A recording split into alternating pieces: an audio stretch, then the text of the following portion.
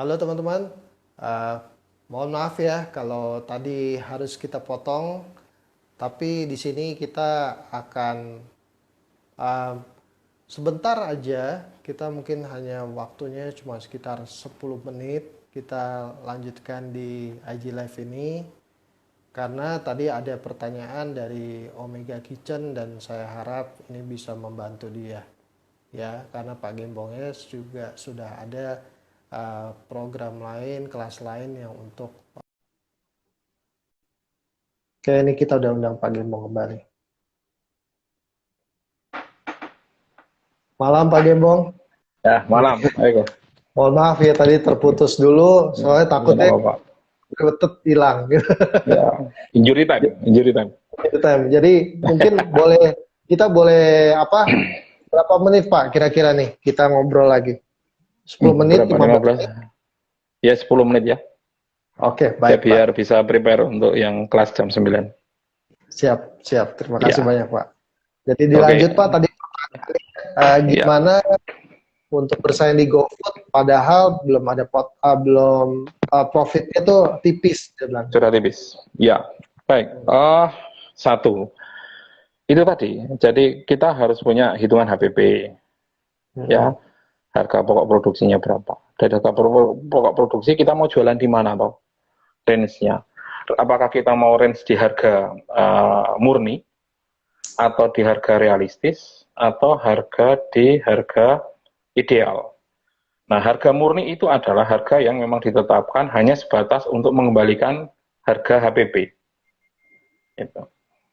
Nah, kalau harga realistis adalah harga yang kita berikan itu adalah yang sudah include dengan harga pokok produksi plus keuntungan. Hmm. Plus keuntungan. Nah, keuntungannya seberapa? Keuntungan adalah keuntungan yang sebatas kita bisa bersaing sama tetangga tadi, gitu, dengan tetangga lagi. Nah, kalau harga ideal adalah harga yang sudah dipatok dengan harga pokok produksinya berapa, kemudian margin profit yang mau kita ambil berapa, dan kemudian adalah hal-hal lain yang berkaitan sama marketing, sama promosi, dan sebagainya. Nah, kita harus Hmm. tentukan itu dulu. Kita harus tentukan dulu.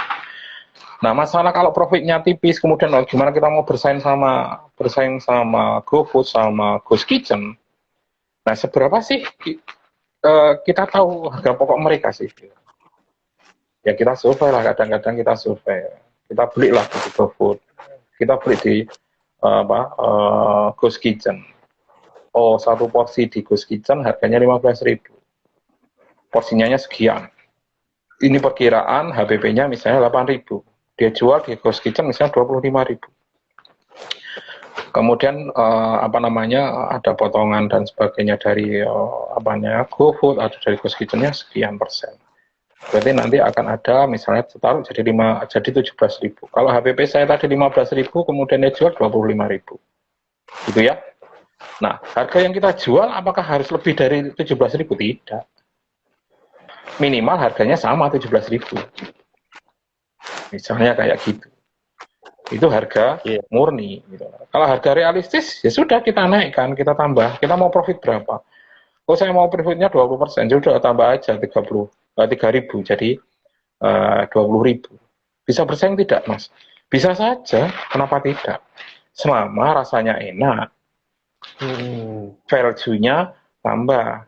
Kalau di Ghost Kitchen misalnya 17.000 itu dapat apa namanya nasi goreng, telur, kemudian sama lalapan gitu ya, sama sama kerupuk misalnya, ya sudah 20.000 enggak apa-apa. Saya kasih 20.000.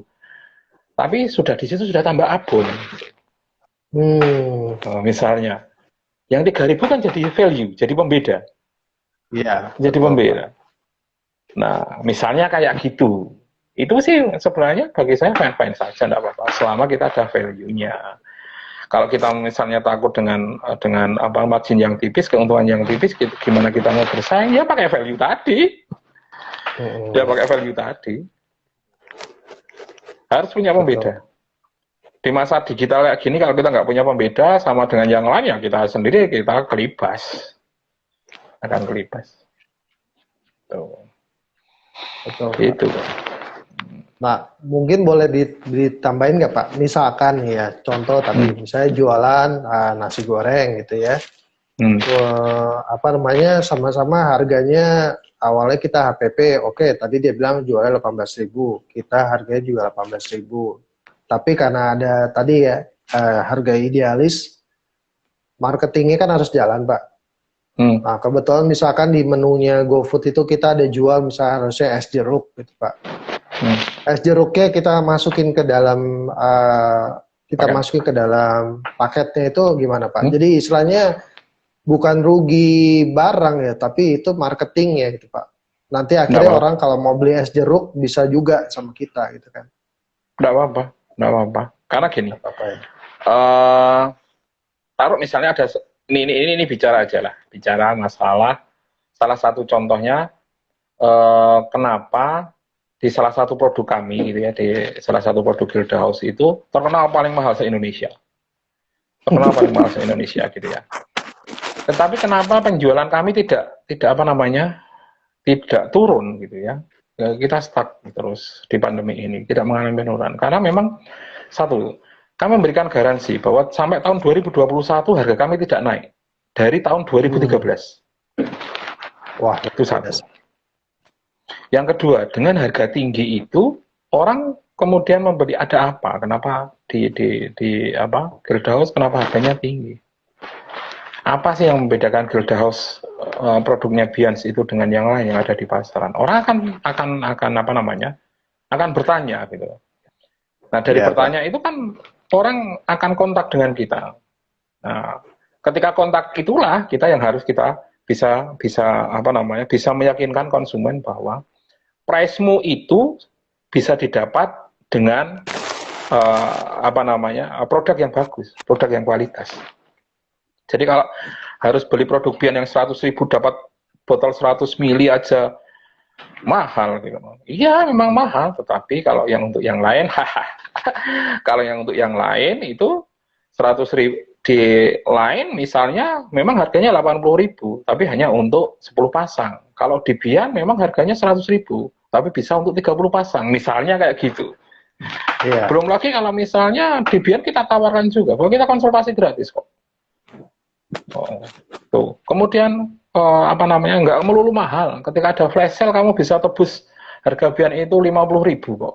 Bisa tebus harga di Bian itu bandeng hanya 7.500 misalnya. Misalnya kayak gitu. Nah, karena apa? Karena ada value yang bisa kita tawarkan. Kenapa bisa harga saya mahal? Karena harga kita memang tinggi, tapi value-nya bisa didapat. Ada value yang bisa didapat oleh konsumen. Akhirnya ya konsumen tahu bahwa saya mengeluarkan 100.000 karena value yang didapat lebih banyak daripada yang didapat di luar. Misalnya kayak gitu. Ada value. Ada value. Nah, jadi apa sudah terjawab ya tadi kalau yang nanya gimana caranya bersaing di bisnis digital terutama bidangnya makanan di GoFood dan yang Ghost Kitchen atau yang lainnya tadi. Nah, ini Pak, mungkin kita karena sudah 8 menit Pak, kita tutup aja. Mungkin kita kasih satu statement nih Pak ya, buat teman-teman supaya mereka tetap bisa semangat dan tetap mereka bisa produktif di masa-masa ini. Itu Pak. Ya. Oke, statementnya singkat aja lah. Nggak panjang-panjang karena tinggal 2 menit ini. Ayo action, segera action, jangan ditunda. Kesulitan hubungi Ko David atau WA saya. Amin, Pak.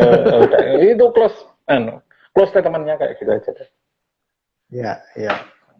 Baik, intinya Pak, ayo bergerak, gitu, jangan berhenti. Siap, Pak. Oh gitu. Iya. Terima kasih, Pak. Terima kasih Pak Gembong. Tadi ya, sama-sama. Dibilang terima kasih dari Omega Kitchen, itu namanya Pak Loren. Ya. Orangnya juga baik, Pak. Jadi semoga dari Omega Kitchen ini jadi bisa mempunyai satu semangat lagi, tetap bersaing, Amin, tetap amin, berjuang terus ya Pak ya. Iya. amin, amin, amin, amin, amin. Ya, Terima ya, kasih Pak buat malam hari ini, ya. luar biasa ini ya Terima untuk kasih. waktu. Iya, selamat Ya, malam, sama-sama selamat aku. malam Terima semua. kasih bagi semua sama-sama. Ya, Oke, bye. bye.